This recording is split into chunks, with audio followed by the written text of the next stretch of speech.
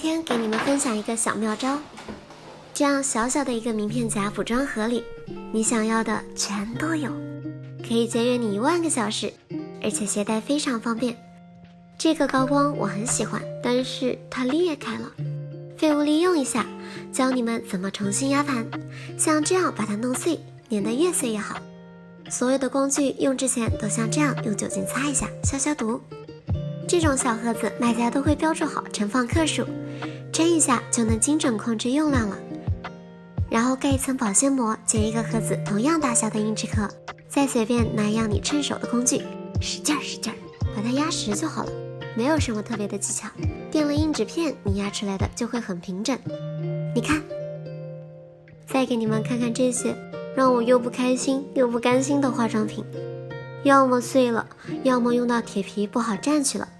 所以我觉得这个重新压盘的技巧还是比较实用的，可以适当拯救一下你的钱包。眉粉、腮红、眼影都可以用这个方式压盘。这支可怜的口红，它是我从洗衣机里捞出来的，正常来说已经没有办法用了。还有这几支神仙都没有办法驾驭的死亡色号，估计很多女孩子都会碰到这种情况。我必须要告诉你怎么拯救它。先调一下色，这个就跟画画调色一样，把不同的颜色调在一起看看，觉得比较喜欢的颜色就画在皮肤上，看看适不适合自己。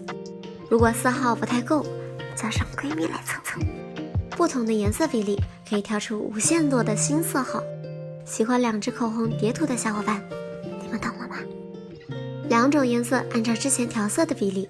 我知道你们家很多人都没有酒精灯啊、小炉子那种东西，用纸板夹就可以融化了，在宿舍也可以做，特别方便。